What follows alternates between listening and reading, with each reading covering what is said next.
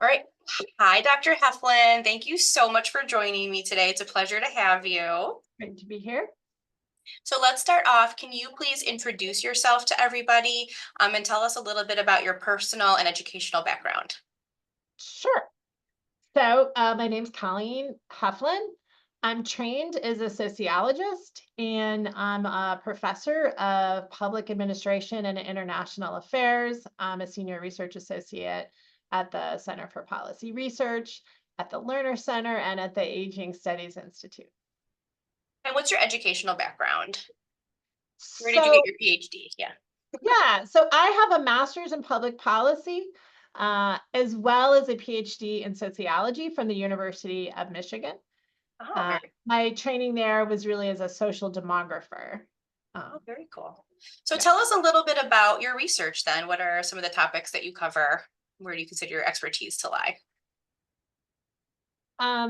So over my career, I've started out by looking at income support programs like what was AFDC and then turned into the Temporary Assistance for Needy Families program. As that program really shrank and became less important, I then turned to food assistance programs like the Supplemental Nutritional Assistance Program, the Women, Infants, and Children's Program, and even some lesser known programs, school meals, as well as the adult care and dependent children's program.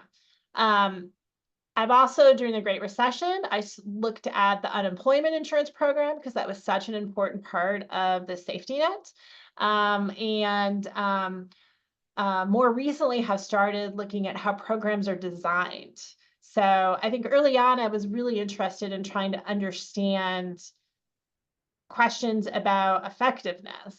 I think like a program evaluator. And my assumption is that I would find easy answers to questions like, does participation in SNAP reduce food insecurity?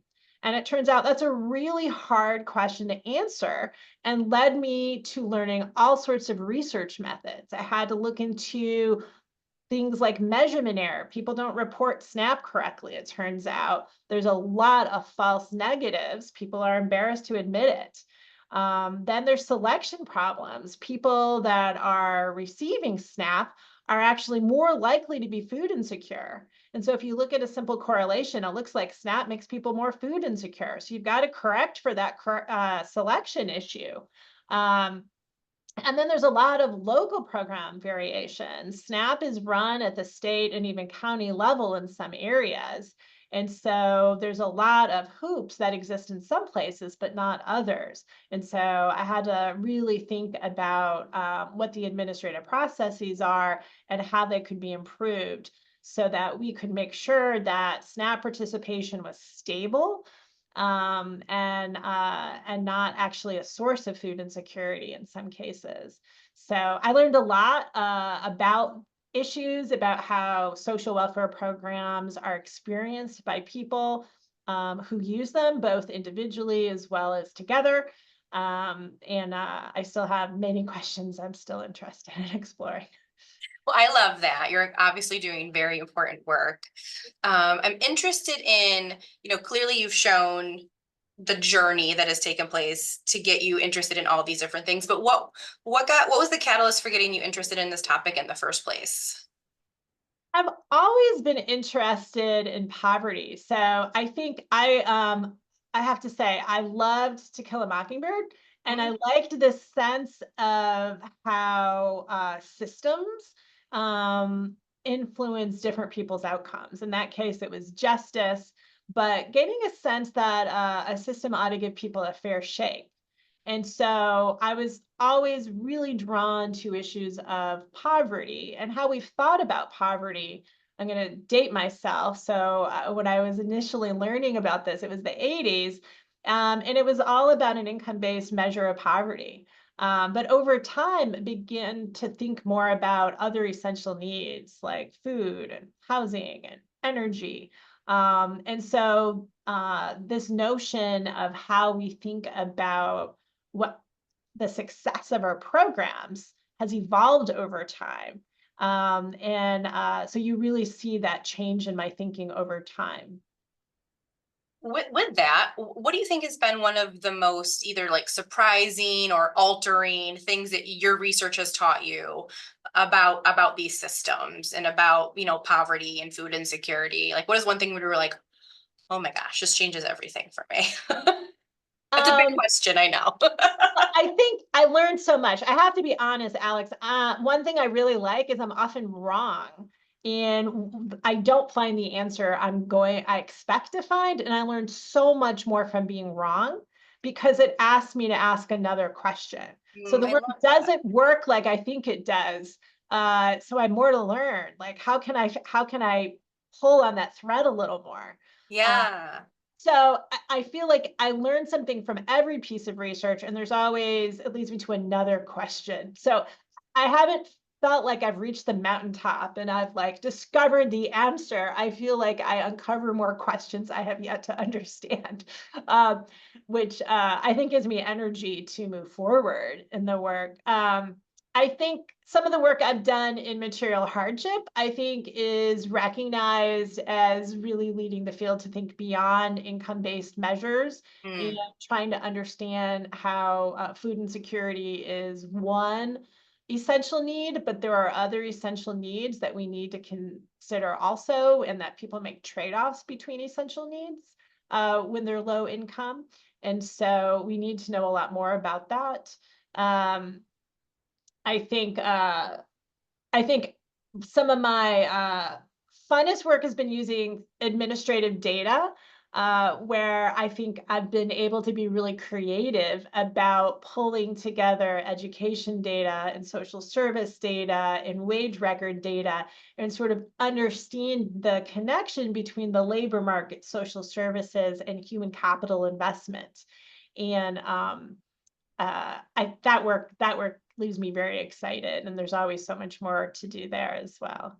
yeah, and it seems it's led you to also look into other like pockets of individuals like veterans, looking at how the opioid crisis has affected some of these things. So it seems like what you're learning, you're then applying to see if that is true or what is different for certain subpopulations as it relates to these things as well, which has been, I think, remarkable and critical to a lot of the conversations that have been happening with current issues.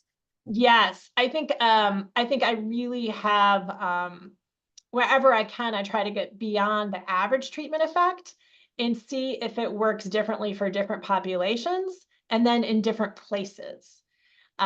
So clearly things work different for children than for older adults. Veterans is a group that I think have gotten a lot less research attention, partly because it's hard to get data, but partly because it's not a group that I think social policy researchers tend to have in their sites. Um, uh, and so I really do love to think about if I think I know something, do I think it works like that for all populations? Where do I think there might be differences? And then thinking about the role of space as well. What are the local conditions that would support that result and where it might be different? So a lot of this is about trying to understand where I'm wrong, um, which I think again is great fun to think Yeah, about. yeah, seems to be like a theme, obviously, with your research, but in some of these other interviews I've conducted, it's almost like this, what drives researchers is that their curiosity is endless because there's just, you learn one thing and then it pops up another question about, well, if this is true, then is that? And it just feeds into this like long-term, desire to constantly try to crack the next nut, if you will. Yeah. Absolutely. It makes it great fun. It makes it Yeah. great. I feel Yeah. very lucky to have this be my job. That's awesome. Well, so to end the interview, I always ask an individual if they could share with me just a little fun thing, like either their favorite book or movie or maybe podcast they're really into, just to kind of give a little insight into the deeper workings of Colleen. Well, my favorite TV show is Buffy the Vampire Slayer. I love that. So, uh, love the fight of evil against Oh, good. I do like a nice vampire, I have to say. And the big, strong feminist protagonist is just super fun. So I love that. That was not the answer I was expecting, so that makes me really happy. Well, thank you so much for your time. It was great learning more about your research and getting to know you a little more. And thanks for everything you do for the Lerner Center. thank you so much, Alex. This was great fun.